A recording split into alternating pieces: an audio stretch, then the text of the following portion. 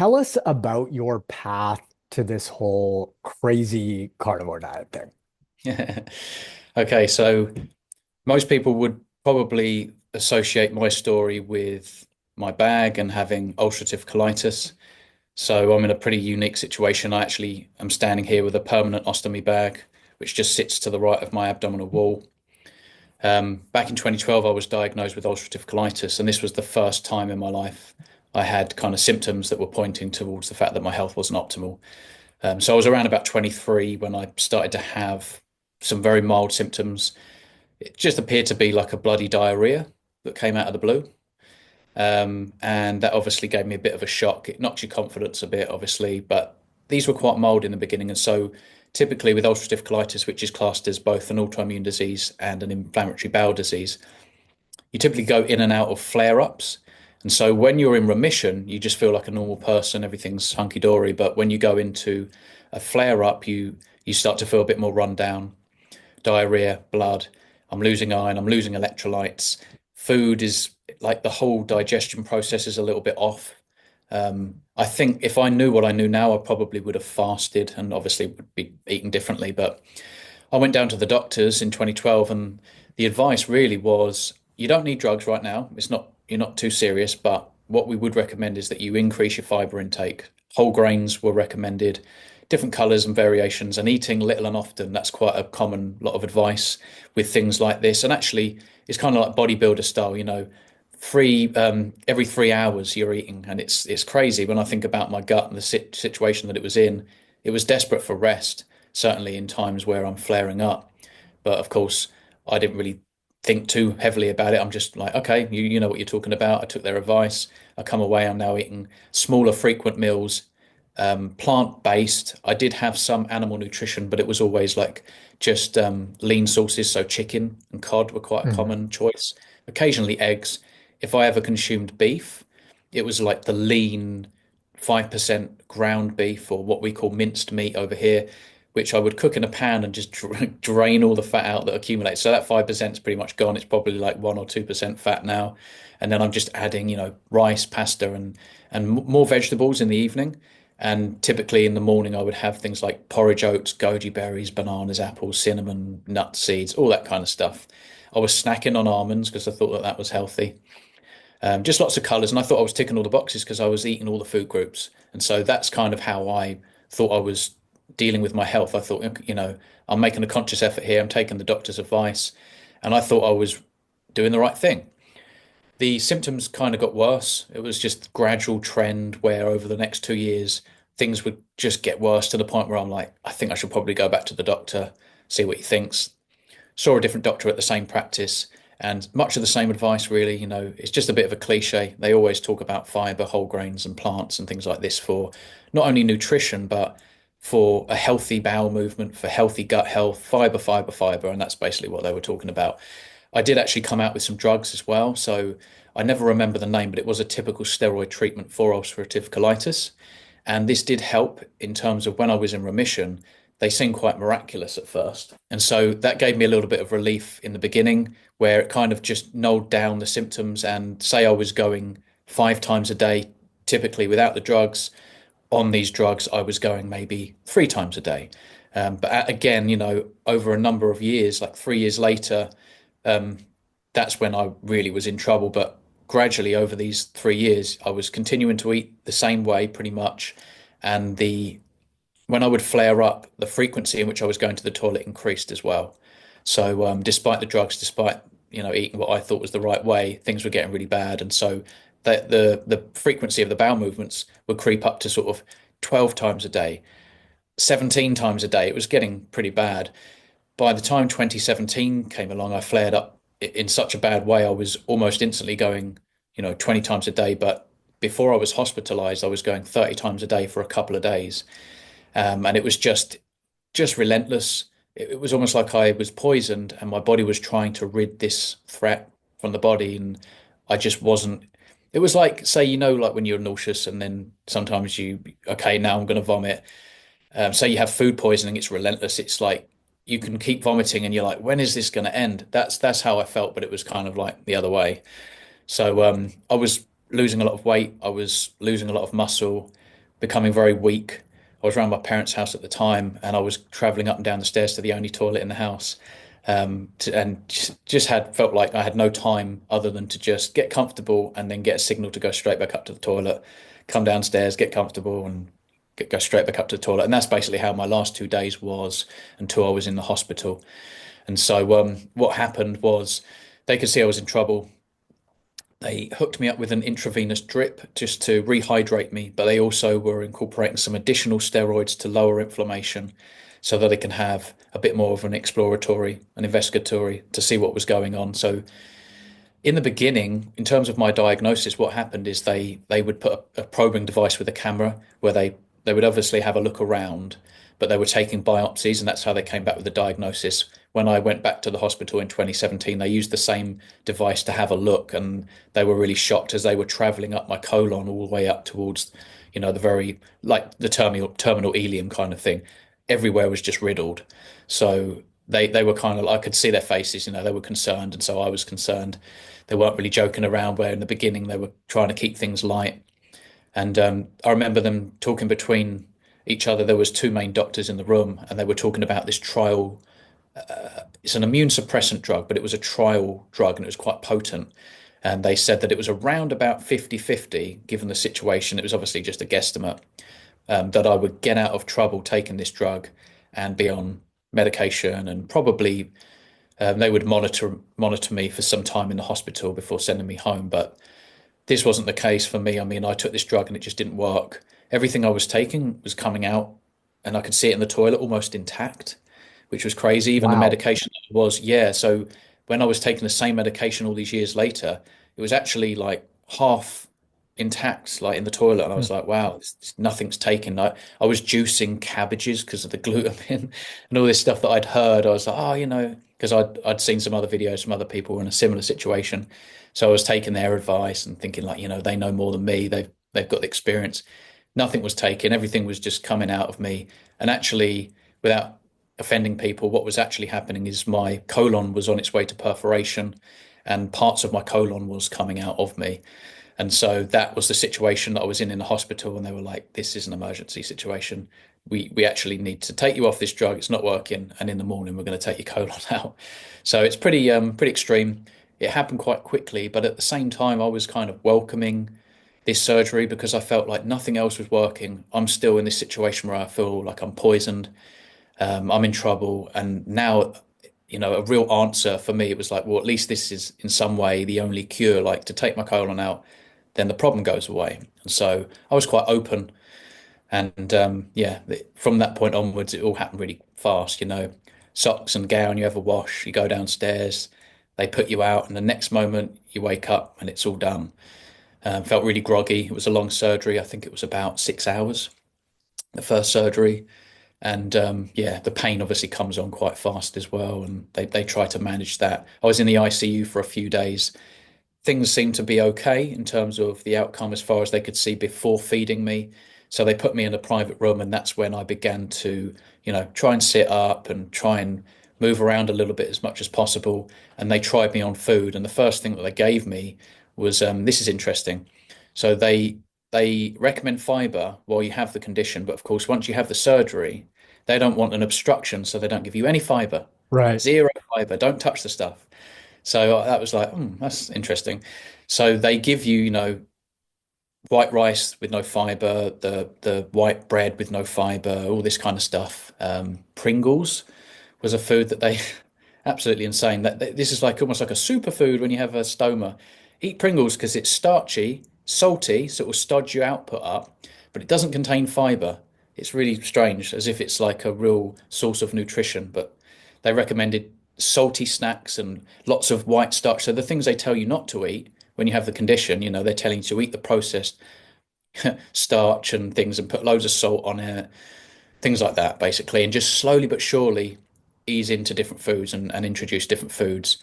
And they even said, after a while, you can have spicy curries, you can have whatever you want, but just gradually get there.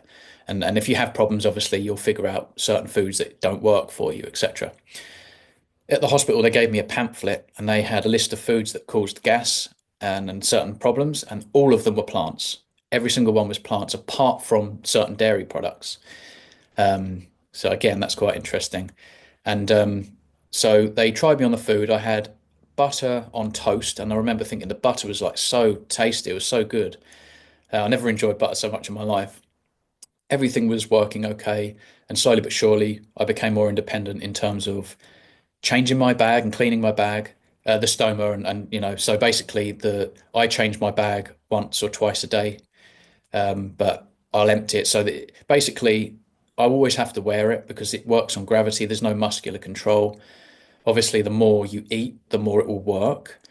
I guess if you're active and you're standing up all the time, it will work a little bit faster. If you're eating sort of a couple of medium-sized meals, you add salt and you're kind of sitting around, it won't work so fast. And of course, when you lay down flat and you're asleep now, things really slow down quite a bit.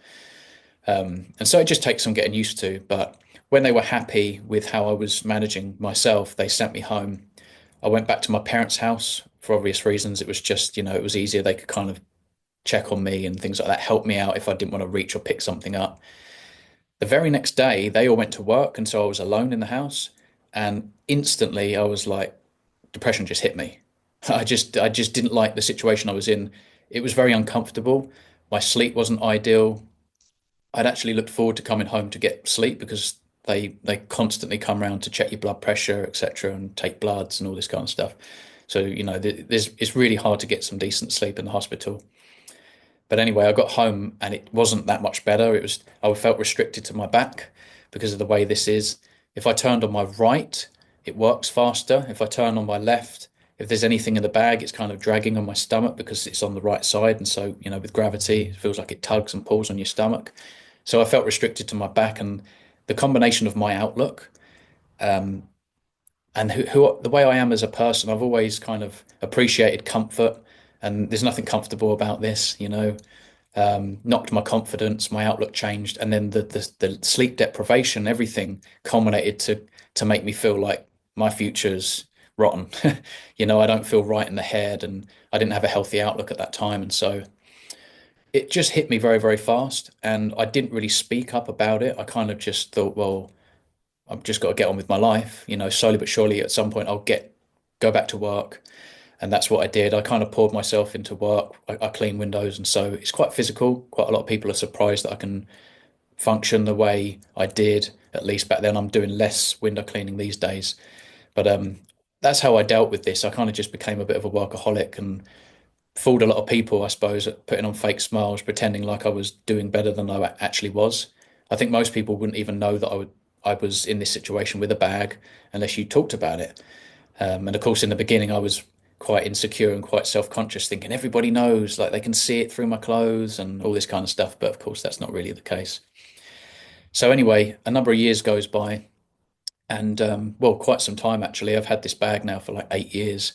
I've only been on a carnivore diet for a little bit over 2.5 years now. So it was quite some time where I was dealing with this, and I would have episodes of depression that would go up and down, fluctuate. I would have some okay days and some periods of time where I felt like a normal person, but they come and go in waves, this depression, the episodes, and they hit you really hard sometimes. And this was again trending just towards exacerbating, just getting worse and worse to the point where I felt like I couldn't cope. Life was actually unacceptable to me. And I remember that was what I said to my doctor. I was like, life is unacceptable to me. Like, I need help.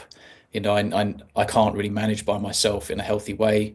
I don't really want to be taking drugs, but yet I'm not okay on my own without something or help or anything, therapy. I just knew I had to get the ball rolling. And so that's what I did. They gave me a number. I'm trying to remember how this worked, but it's a strange number, a very long number you can't call back, but you book like a situation with them where they call you.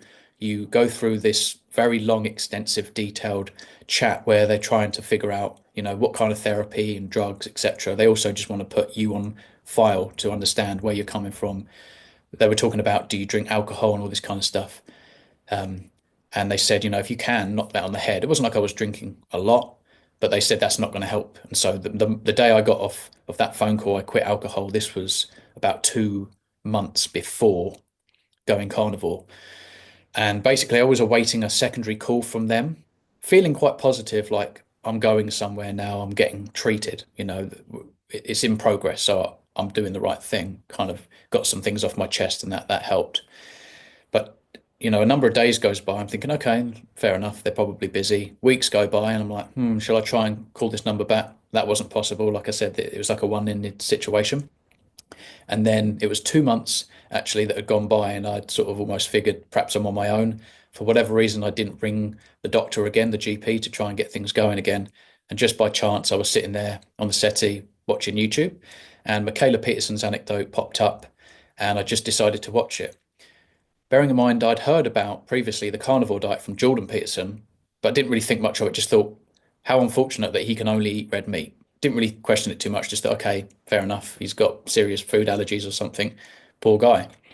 Anyway, not knowing that this was his daughter, watched this whole video, and it blew me away because she had autoimmune conditions. She had severe depression, and she was glowing with health. She'd reversed everything. She's not on any medication anymore.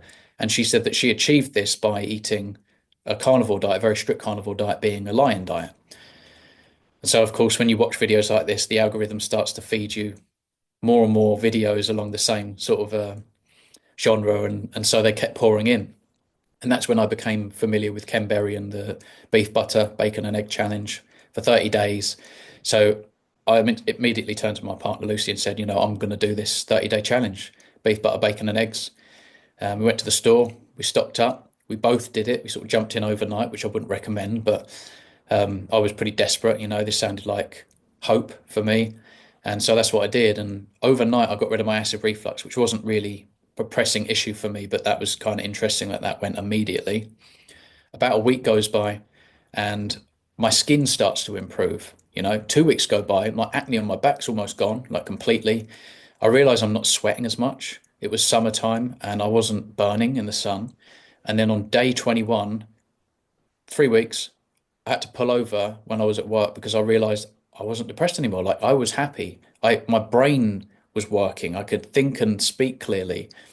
I was less reactive. I was more like an adult, like just being able to address things like an adult and not being a reactive child about things. I wasn't like angry, and I wasn't, because I became a kind of angry, depressed. I became more and more reactive, and I just unknowingly was victimizing myself. Like, well, it would be me, it's not going to work for me, and sucks for me, everything, boo-hoo me. But day 21 comes, and I was really quite skeptical as well, being naturally kind of a bit more pessimistic, I suppose. I was like, this isn't really going to work. I hope it does, but it's probably not going to work. Day 21, depression gone. And I couldn't really think of any kind of symptoms or ailments that I had after day 21. Like everything was fine, everything was good.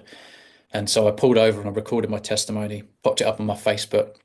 A number of weeks go by, and I was thinking, I think I need to set up a YouTube channel because who knows? I need to get this information out there because I couldn't believe it. It was amazing that I'd had such good success. And despite how long I'd really suffered from, especially mentally, like, could it really be this simple? You just take out the carbohydrates and the plants and you eat meat and fat to satiety once or twice a day. And it was that simple. I had all this energy. The energy is just amazing all the time. I've always got, just this very consistent level of energy. And if I have to fast at any moment, it's not really a problem. I don't, of course, it's nice to eat, but if I had to fast for 3 days, just for whatever reason, I could just fast any time. I wouldn't really pay for it. I wouldn't get headaches. I don't get any problems or anything like that. And so it was a 30-day challenge for me in the beginning. And now it's been about 2 years and 9 months. And that's how good this lifestyle is. Right up until the point where you came across Michaela's YouTube video and stuff like that, you were eating the same way that you were prior to for what, 5, 6 years, it sounds like? Yeah, yeah, yeah, Okay. yeah. So was there any processed food in the mix, or were you following that for the most part quite diligently? So there was a little bit of processed food. So basically, I would say I had a very standard breakfast that I would always stick to, which was the porridge oats. I would vary things a little bit. So sometimes it would be goji berries with apple. Sometimes it would be banana and some nuts and seeds. But it was pretty much the same kind of thing. I've always liked my fruit. I think I was definitely a sugar addict. The problem that I had was definitely consuming lots of fruit juice. I liked orange juice and grapefruit juice and things like that. The processed food, I would say every now and again I would have a burger. if you went out to eat, I would often have a burger and fries, and obviously there's a bit of sauce and different things in there like that. So that the processed baps and things like that. Every now and again, I would have, I suppose, some processed meals. That there's a number of ingredients in there. It's not like I put the meal together myself, and things like that. But for the most part, I would cook a lot of my own meals. We would have, I liked pasta, I liked rice. Every meal was based around grains, whole grains usually.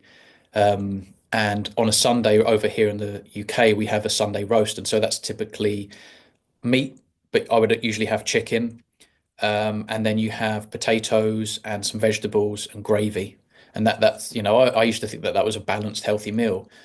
I suppose every now and again I would have like a takeaway, which would be like fried in seed oils and things like that. I was cooking in olive oil. Whether that was a good olive oil, I'm not sure because I realize they're cut a lot of the time now with rapeseed oil or canola oil. But for the most part, I would say 85 to 90% of my diet was whole foods, was put together, fresh, not always local. That's another thing I was getting totally wrong. I'd never really considered that. I was eating a lot of things out of season from different countries. So a lot of chaotic information that I was giving my body probably didn't really understand a lot of it.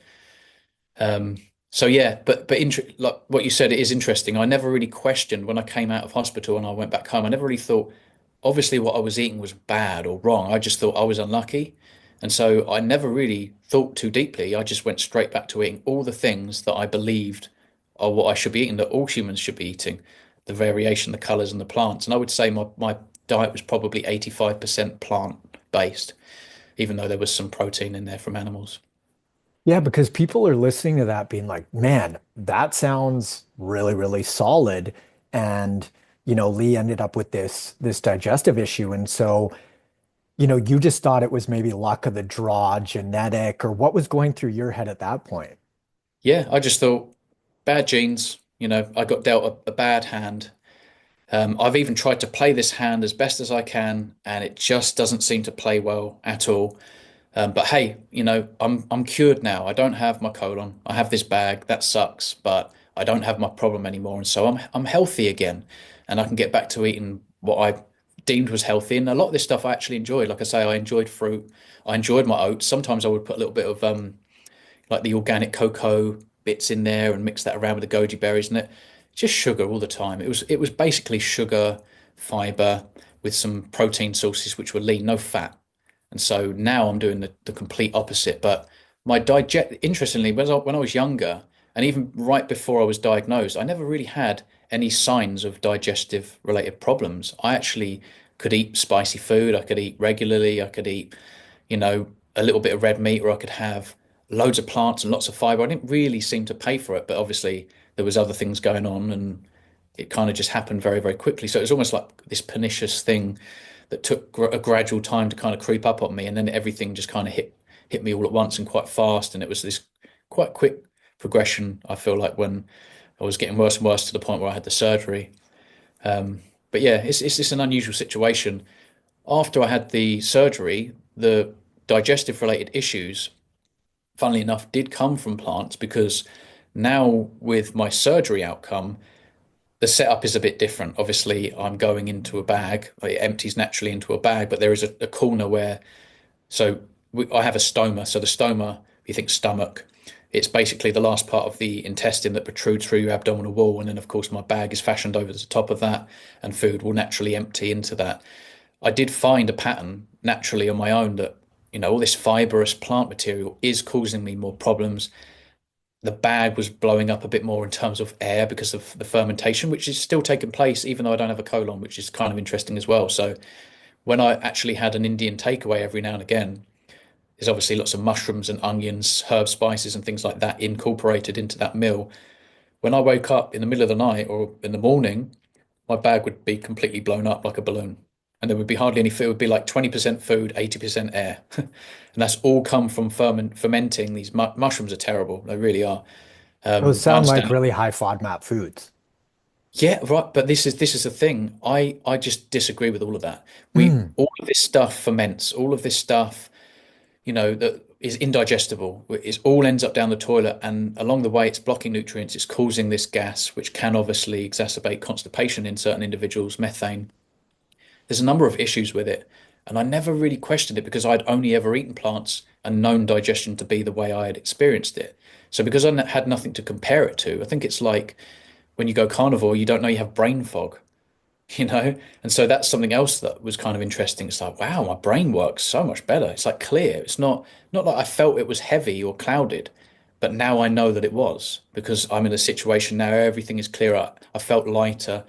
And that was just the case. I was backing off a little bit myself of certain plant materials. So during the Sunday roast, I'll go back around my parents' house. That's the tradition over here. All those vegetables, I was kind of like holding them, like hold the vegetables more and more each time.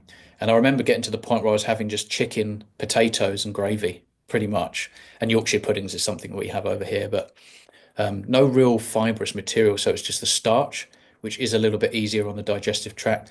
Things like bananas, even though they're very fibrous, at least they're soft and pliable. And so certain things I figured that were okay for me to eat, but I'd still eaten loads of plants, including starch and fruit juices and all that kind of stuff, right up until I found carnivore. I had no idea. That is fascinating. So I want to double click on the fact that you didn't notice any symptoms eating all of those foods right up until when? So when did you start to notice that you had some negative digestive outcomes from some of those foods? So do you mean like pre-surgery Yeah, and pre-treated pre-surgery, condition? because it's kind of wild to hear that. It's like, man, Yeah. everything was running normal until it wasn't. Yeah. So basically 23 years Wow. on this earth eating everything in moderation is how I would put it. Mostly whole foods. I had no kind of telltale signs that I was heading towards trouble in any way. No signs whatsoever. In fact, I would say that I didn't report on issues with my digestion as much as other people, but they'd still have their colons. So it is kind of interesting, it just came out of the blue. All right, something's wrong. And if anything, they told me to eat more of the stuff that was causing the problems to begin with. And that's why I think, despite taking the drugs, the way they told me to eat really seemed to make things a hell of a lot worse. That's not always the case for everybody, I understand. I was obviously both unlucky, perhaps with my genes, the hand that I was dealt, but also, the advice that I took, it just really didn't work for me at whatsoever. I'm amazed they didn't check for gluten. I almost feel like that's criminal now. If you go down to a doctor, even me, if someone say came to me just for free, they said like I've got this problem, I would ask them immediately, well, what do you eat? What do you drink? What's your lifestyle like? They didn't really ask that. They just said, well, emphasis on the fiber and plants. That's what you should do. So yeah, when I reflect back now, it's kind of interesting they didn't check for gluten. They didn't ask about, you drinking beer every day or how's your sleep? How often do you eat? What do you drink? Because we should all really be drinking water. So it's amazing that they don't, certain questions they just don't ask. But Yeah, that is unfortunate. Now, yeah. a lot of folks I have noticed with autoimmune conditions taking, biologics, all those kind of drugs that are associated with that, there seems to be a honeymoon period where things get a little bit better and then they don't. They kind of fall back off. Did you have that experience? Yeah, so with the drugs, like it was a nice relief in the beginning, and I really believed in because of the results. I was like, wow, I'm being treated. I'm getting better. I never really questioned that they're not really addressing the root cause. I just felt like, okay, they're professionals. I haven't really thought too deeply about this. Man, the drugs seem to be working, so that's kind of good. But of course, like you say, I actually think this is true of plants as well. There can be a benefit occasionally in introducing some plant compound for very short periods of time. There's almost like a short-term hormetic response to it, but if you continue to do that, it's not hormetic at all. Obviously, we've been told that plants contain all these antioxidants, but that's not really the case. They're very toxic a lot of the time, and what happens is the body reacts to these toxins, and we see a rise in our own master antioxidant glutathione. But that's what they correlate. That's why they think that there's antioxidants in plants. But of course, this is not a hormetic response. This our glutathione base level will drop below after consuming plant compounds for long periods of time. Where if you're consuming meat, obviously vitamin E, vitamin C in small amounts, but you're grounding. all this kind of stuff, that just allowing the body to function properly, it does a far better job than trying to intervene on the body all the time. And I think I do liken plants to drugs and medicine. A lot of them are plant derivatives and mold and fungi compounds and things like that. Um, so yeah, I did notice a small benefit in the very beginning, but again, I think the whole thing is that they were never addressing root cause, and they still don't. By definition, allopathic medicine is ignoring root cause, and we are simply addressing symptomology, and that's not sustainable. That's why I feel like many of my customers who are quite old, I see them go to the doctors with something and they just never stop going.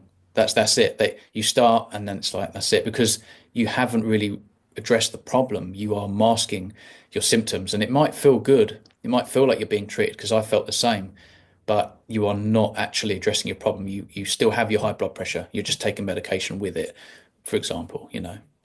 Yeah, the analogy that I like to use is, if you have a rock in your shoe, you can take an Advil for the pain and you can just take the rock out, right? Now, Yeah.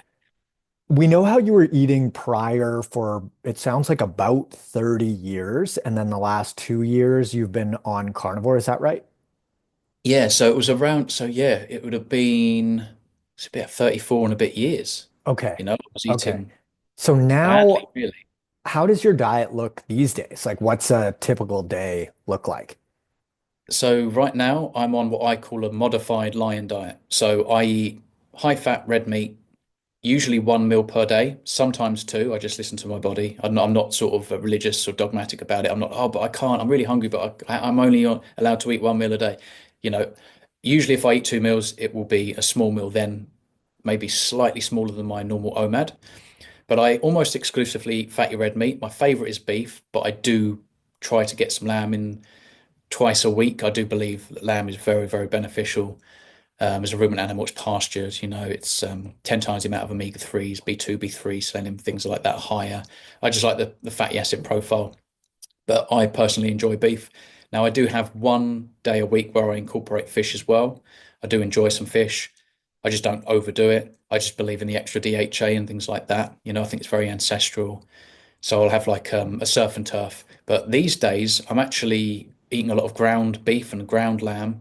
I occasionally mix some marrow in or like a small amount of mixed offal, not too much liver, mostly heart, a little bit liver, a little bit of kidney, and some suet. Just mix that in. I don't really cook my food that much.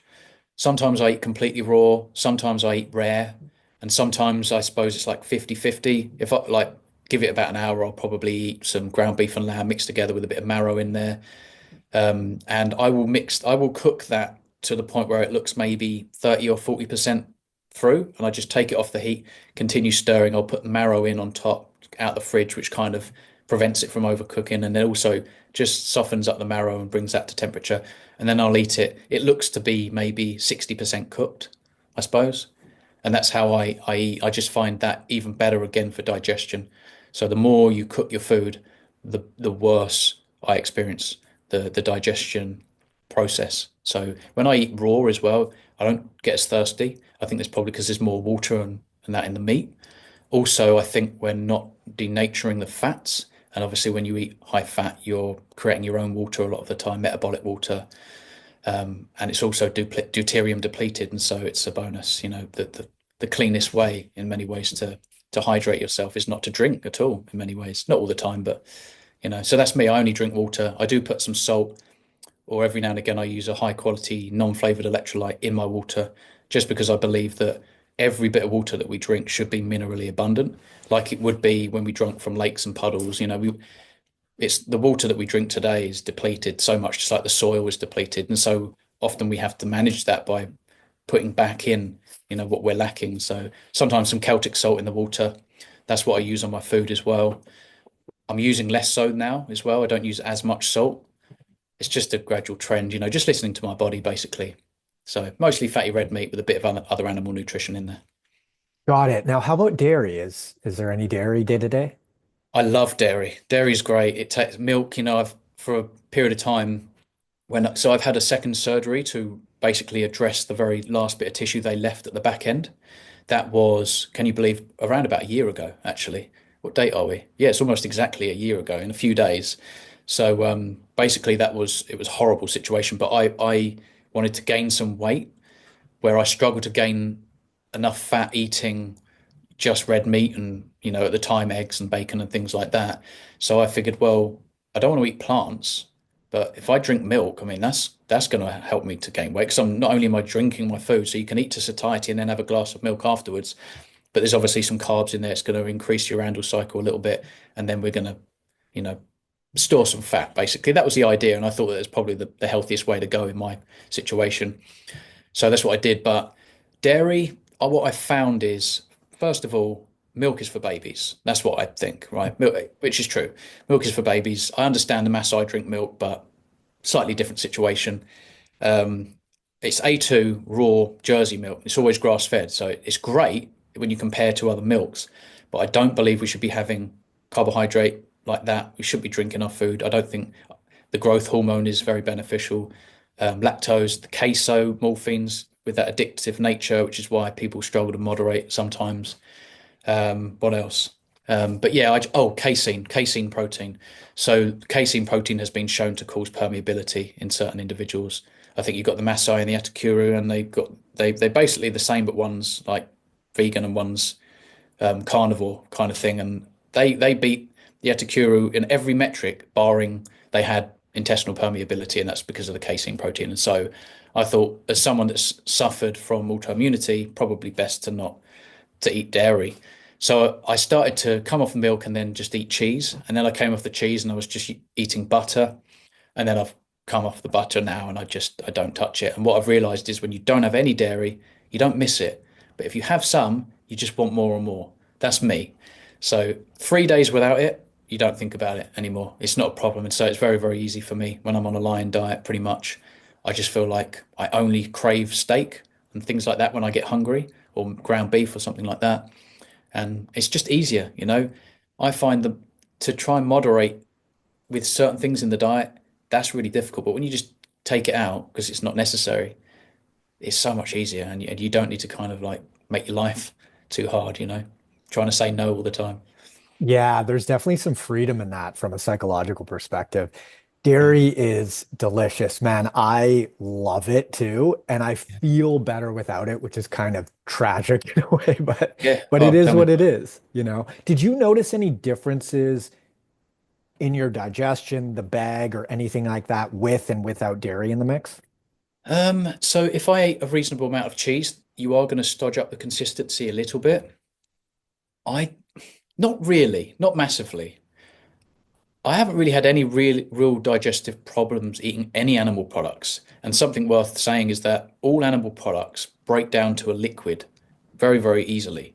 This happens in 2 hours or less. Basically, you could have the biggest meal, all red meat, and you're like, oh my goodness, it's going to get stuck in my colon. Nope. It breaks down very, very easily into a liquid. I can prove it because it's always liquid, basically, and I haven't got my colon. So where my bag would, where my bag starts is where food would hit the colon. And so I can see that there's no way anything animal nutrition wise is getting stuck anywhere because it's just liquidized, basically. Yeah, I have seen you do some cool little experiments with cutting certain plants into certain shapes. Tell us more about that. Yeah, so I remember because obviously with my partner Lucy, when I had this surgery, it was fascinating to me. It seems strange, but I would show, I couldn't help it. I'd be like, Luce, look at this. This is crazy. That has just not changed. Like all that mushroom, the pineapple, the mango, the broccoli florets, you see the colors, you see the shapes. But I never really understood, like, why am I not seeing meat? It's always just plants. It's silly, but obviously it's the fiber. Um, but yeah, even just like the little ends of the broccoli and things, it's just like you haven't really even put it in your system. It's like you just put it in the bag. It's really strange. And so I have cut shapes out of like mango, like little pyramid shapes, and you swallow it. Not too big that it's going to, be a risk kind of thing that would hospitalize me and give me an obstruction, but small enough that I'm thinking, yeah, that should go through. That should make its way through. And sure enough, a few hours later, 4 or 5 hours later, there it is in the bag, untouched. The same. It's not broken down anymore. And so however you finish chewing any plant materials, certainly in whole form with the fiber, it won't change until it reaches your colon. And then it's going to slowly reabsorb the water. And so it's kind of like it's being almost like it's being crushed and compact because it's pulling the water out, the sodium out, and then it might take 2, 3 days before it's now in the toilet. So you're not going to see things the way I see them. Of course, we've all seen the corn and the carrots and the peas and things like that, but there's certain things you won't see. But mushrooms are one of the worst. Mushrooms are terrible. Almost like a fear of mushrooms. If I accidentally swallow a chunk of mushroom, I'd be tempted to try and throw it back up because it's probably, going to hospitalize me with an obstruction. If it's too big, it's not going to make its way through. It's just going to get jammed and it's going to get stuck. So that's obviously not the case for an individual with their colon. It's just that I have to obviously, food has to get around this corner and make it through the stoma. Otherwise, I'm going to have problems. And so, if anything, eating plants is more dangerous for me now than when I had my condition, which is kind of interesting. So, anyone that's got a stoma and an ostomy bag of some kind, you can have a much better life just by cutting out fibrous materials and mushrooms. If you still want to eat plants, you could eat white rice, pasta, gluten-free sourdough bread, bananas. Um, you could have fruit juice, that's not going to get stuck. I just wouldn't recommend it. Fair enough. Now, how about eggs? Do you eat any eggs? I was eating lots of eggs in the beginning. 30 days, obviously, BBBE. So that was part of that. I did enjoy eggs, so I'd have eggs and bacon, occasionally steak and eggs, sometimes just eggs, scrambled, poached. I started to then have some raw eggs. I was eating more raw things. I realized that I actually felt better on things raw. Often my go-to breakfast in the morning, I would just wake up and have I'll pour like a very small glass of raw milk and then just mix like 6 eggs or whatever and just drink it down and go to work. And I felt like I hadn't eaten anything, but I just got all loads of energy. The problem for me is that after a while, cooking my eggs, it just didn't feel right. It wasn't terrible, but I was aware of the digestion process now. I could almost feel where the eggs were, and it was almost like this warm, tingly sensation, like a repeat sensation occasionally. Was it like And I'm kind of like, reflux? not like reflux. It was like, I don't know, it's very difficult to describe, almost like more burping or things feel like they're not traveling Hmm. in the right way, but also just I'm aware of it. If I eat raw or I eat just red meat, I when I'm done eating, I don't get any sensation of digestion at all. You wouldn't even know that there's food being processed. It's just like I just don't feel hungry anymore. But I started to notice this trend, and it was just slowly but surely kind of getting worse and worse to the point I thought, I think I'm just going to stop eating eggs. And so that's what I did. I even ate a load of duck eggs towards the end, but it still didn't make too much difference. Um, so yeah, I've cut eggs out. I've cut dairy out. I'm basically on a line diet with fish once a week, things like mackerel, salmon, and sardines. I'm curious to get your opinion on oxalates. How do you think about oxalates, oxalate dumping? Some people seem to experience that, others not at all.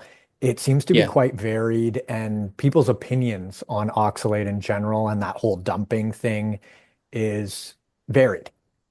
yeah. So first of all, I mean, they're not just something that may be a thing. They're definitely extant in plants. They're quite ubiquitous. Obviously, really high in rhubarb and licorice, sweet potatoes, your leafy greens, but especially baby spinach. Now, to me, if you put spinach leaves in your mouth, you get that dry, it's oxalic acid, basically. That is horrible. It's just it's bitter and quite strange, the sensation on your teeth and that. That to me tells you straight away probably shouldn't be eating it. But even if you cook it, you know, you're not getting rid of all the oxalates. And well, it's oxalic acid, isn't it, that binds to calcium to form potentially calcium oxalates, etc. But what happens is we're not getting certain minerals. So obviously your calcium, your iron, zinc, other minerals, magnesium, etc. We are depleting the absorption. It's kind of like tightly like restricted. We can't access it in the food. So that's one thing that's bad about it. Another thing is that we actually we kind of accumulate them in tissues. So it's not like other plant defense chemicals and compounds that kind of we turn like the turnover is quite rapid for some, or we can cook them out completely. These things they seem to really cause issues all over the body. So when I went carnivore, I did actually get a couple of styes in my eye, and I see a few people talking about that's potentially oxalate dumping. Whether it was or not, I'm not sure. But I used to get a number of styes. Every now and again, it would be like two a year, just like little bits on your eyelid. I haven't had any styes since carnivore. So I did have that during the transition period, but once I got rid of them, that's it. I've not had any for probably over 2 years now. Um, in terms of my opinions on oxalate, I think some people are quite quick to just blame everything on oxalates. Whether that's true or not, I don't know. It's very difficult to prove. But I do think that oxalic acid and oxalate accumulation can be a big reason why people get gout. I think it's a fructose issue and a gout issue, and an oxalate issue, sorry. So obviously we're destroying liver function, kidney function, etc. But obviously these crystals can kind of seem to build up in joints and things like that. I don't think I've had any real bad experiences with them. Like I say, just those two styes in the beginning. Um, but yeah, I think that they're a problem, obviously. I think that we shouldn't be eating any foods that are high in oxalic acid. That's about it, really. It's just a defense chemical. It's there to protect the plant, and we're not really designed to eat so many. Obviously, the body makes a certain amount. I think if people have excessive vitamin C, that can also be transmuted into oxalate as well. So there's a common misconception that the more vitamin C, the better. That can actually downstream cause additional oxalate buildup. So yeah, Yeah, it's interesting. Oxalate, reducing it in my diet has been absolutely massive for me. I had arthritic knee pain for ages, and basically following a zero to minimal oxalate diet, my knees feel brand new, yeah, incredible. And I did a little experiment 2 months ago.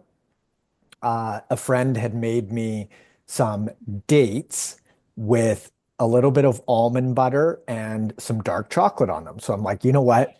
I'll have a few of these. I had like four of them. My knees felt like they had cement in them for the next 3 days. Like it was yeah, harsh. And I don't think that many people know about oxalate in relation to just general health, but also, orthopedic issues, joint issues, all that sort of stuff. You mentioned styes, yeah. kidney stones. There's a whole bunch Oh, of stuff. Anything urinary.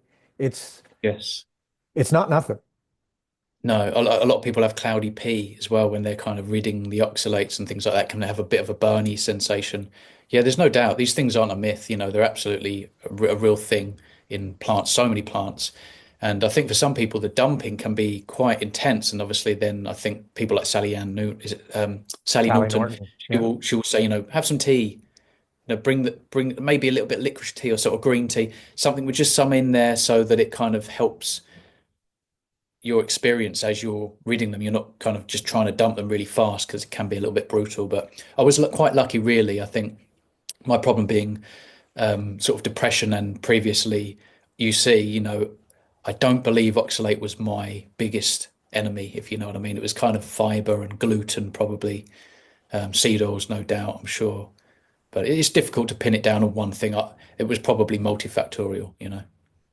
Yeah, totally. Fair enough. Now, do you ever stray from this approach? Do you ever include some other little things? And if so, have you felt it? So I'm pretty strict. I say strict, not like I'm I don't feel restricted, I feel liberated, if anything, but I'm just sensible. I know what I need to do for me. I know what's best. Like I say, I've even had some issues with eggs here and there, some issues with cheese. And so I just take it out. Now, in the beginning, during the summer, at the end of summer, we have some local blackberries, and there's a place where it's very kind of clean. There's no cars or pollution and that. And I was just like, I'm going to try blackberries. They're natural, they're grown locally. There's no glyphosate and all this kind of stuff. So I picked them, and they smelt delicious. I've always liked fruit, and I ate these things, and instantly, I'm talking a few hours later, I'm like, nope, I'm done. I'm not doing it again because the fiber is such a nightmare. You're getting more gas in the bag. You're getting a little bit obstructed. It upsets your rhythm and your flow, and it's like, nah, I'm not doing it. I don't need to put on fat for a cold winter. I'm in modernity. I don't need to eat these blackberries, and so it was like a one-time thing. I went skiing months later, and I accidentally consumed seed oils. I did have a feeling because you can almost see it. You could almost see it. It wasn't quite right, like oily. Everyone else had managed to cater for me. They either cooked in butter or just on a grill. But this particular time, they said, "Yeah, we can do that for you, cook in butter or olive oil, whatever." But that wasn't the case because unless it was olive oil cut with something else, Moments later, I had this repeat burny sensation, not like acid reflux. It was just kind of like this heat around my solar plexus. Just didn't feel nice, and I didn't feel optimal for 2 days. It took me another 2 days to get almost that out of my system enough that I felt like I was back on track. But what else have I had? Trying to think now. Not really. I don't really mess around. I understand it's harder for some people perhaps, but for me, I'm just like, I don't want to be depressed. I don't want reflux. I don't want an obstruction. Um, Pretty sure that's it. If I think of something else, I'll let you know. Yeah. Now, if I think, someone's listening, oh, sure. sorry. The only thing I've just realized is that when I had my surgery, I would have this raw milk and I did put some cherry berry electrolytes in there. I wouldn't do that if you can't moderate. It's too good. It's like a strawberry milkshake from heaven, you know. So I did do that a number of times. That was stevia. So it would be like actual tiny, tiny pieces of cherry and berry stevia with the electrolytes that I fortified in my milk. But I was kind of like, oh, I deserve it. You know, I've been through a war. So that's the only other thing. Okay. Now, if someone's listening to this and they're like, maybe they have ulcerative colitis, Crohn's, some sort of digestion troubles, and they're thinking about potentially giving this a go, and they want to either go, jump straight into the deep end or slowly transition, how would you recommend someone start? I would say, and I understand that some people are really desperate, but I would say to transition as slowly as you're able to. So immediately, I would always say, whatever you're eating, eat the same, but make sure it's all put together from whole foods. So if you're eating spaghetti bolognese, that's what you do every Thursday. Put your spaghetti bolognese together. Now, you can instantly cook in animal fats instead of seed oils overnight. That's only going to benefit you. So switch out your cooking fats. I would say the next thing to do would be if you're having pasta, make sure it's gluten free and it's really cooked, you know. And then I would say, as you slowly but surely pull out plant materials, so say in the morning you had a breakfast like I would have, porridge, oats, and fruits and nuts and berries. Maybe you want to just switch that out for eggs and bacon, and keep everything else the same throughout the rest of the day. And you know, as you go forward, perhaps another week goes by, that next meal, rather than say brown rice and the chicken and broccoli, you know, maybe white rice and red meat and broccoli with the fat on, right? And then next week perhaps take the brown rice out and switch it for, I don't know, like a really well cooked potato. So you're backing off the grains. Now you're, you know, and because I believe that you don't want to switch your diet overnight and make your life harder. You're going to have a biome change. You're going to have what is known as keto flu. You might have leg cramps, diarrhea, constipation. Your body's going to be in this stress situation where it doesn't really understand why have you changed your lifestyle overnight. This is very difficult, and it will take 3 days for you to say come out of glycolysis into beta oxidation, depending on how much glycogen you've got in your liver, etc. But I would say if you transition slow, you're going to have more success. You're going to have less of an issue during the during your progress kind of thing. So switch slowly but surely more plants out for animal fats and proteins to the point where I would say eat any animal product that you enjoy other than dairy. Try and prioritize fatty cuts of red meat, but you can have pork, you can have chicken, you can have eggs, you can have fish. If you're going to have dairy, butter's fine, cooking ghee. But really, if you have an autoimmune condition, you want to come out off of dairy as just like you want to come off of plants. And the reason being is because of the casein protein, much like gluten and phytohemagglutinin and lectins in plants, certain compounds in plants that have been shown to cause permeability. So we're just going to gravitate slowly into an animal-based diet and then hopefully a pure carnivore diet, dairy-free. Do that for, you know, you can do that for 2 weeks, you can do it for a month. And then what I would say is what you want to do is gravitate slowly but surely again into a lion diet. And the reason why is because if you want to seal your gut, which is basically what all autoimmune disease is sitting on, is this foundation of leaky gut. You want to close that up, and basically the best way to do that is to eat exclusively fatty red meat. Now, if I don't know if you've heard of Zofia Clemens and her work with Paleomedicina in Hungary, I have, but she yeah. has a very, very good success rate with clients. I think it's at 100%. Basically, with autoimmunity, this is what you want to do. Gravitate towards a lion diet, and it's a very specific style. So visually on your plate, it's 1 part fat, 2 parts protein. So it's high fat. You know, that's a high fat. That's a high fat diet. And the idea around it is that not only are you on a lion diet, which is going to help you seal the gut, but you're in therapeutic ketosis because you're not kicking yourself out with a big bolus of protein, which is a very good thing, by the way. People on a carnivore diet should be sitting down and not being afraid of consuming a lot of protein. That's the best way to do carnivore. There's no way we caught a ruminant animal, we brought that animal down, and we're just eating some fat and limiting the protein. Oh, because we need to, I want to check my ketones, and we need to be in ketosis. Don't worry about that. A carnivore diet is usually not a ketogenic diet, and a lot of people get that wrong. And so, to be successful on a carnivore diet, just like Paul Saladino, he needs to eat more protein. He needs to get an insulin bump at the level of the kidneys to hold on to electrolytes. And this is gonna help you fare long term. If you're restricting yourself to being in ketogenesis all the time, eating very little protein, but you're eating all this fat, that's great when you're in trouble. If you've got cancer, if you've got autoimmunity, you want to seal the gut, it's like a mimicking fasting state. You're going to get some meaningful autophagy and even mitophagy potentially, but this is not sustainable long term. So if you're in a position where you want to seal your gut, you don't want to be taking medication, you certainly don't want to end up with a situation, a surgery like I've had, and you have Crohn's or colitis. No rush, try to relax, transition slowly, carnivore diet, take the dairy out, take the plants out, high fat lion diet. And it's called a PKD diet, paleo ketogenic diet, which is basically fatty red meat, one part visually fat, two parts protein. And often one of the parts protein is made of offal to as a sort of compensatory strategy to make up for the lack of minerals and nutrients lost in the amount of protein we perhaps should be eating. So because we want to remain in therapeutic ketosis to allow additional healing, and it's also really good for the brain. That's going to help you relax as well. Very this therapeutic state. But what we're doing is with that one part, and I know people don't like it, but you can have heart and kidney and diaphragm and whatever you want. But some liver in there is going to help you with the extra nutrients that you would have otherwise got if you ate a decent amount of protein, which is what usually we would be doing. If you think most of these animals, they're not just super fatty. I understand we did eat a lot of megafauna, very, very high fat, and that's probably very beneficial. But we certainly kicked ourselves out of ketosis eating a big bolus of protein, and I think that's quite important. But don't worry about that immediately.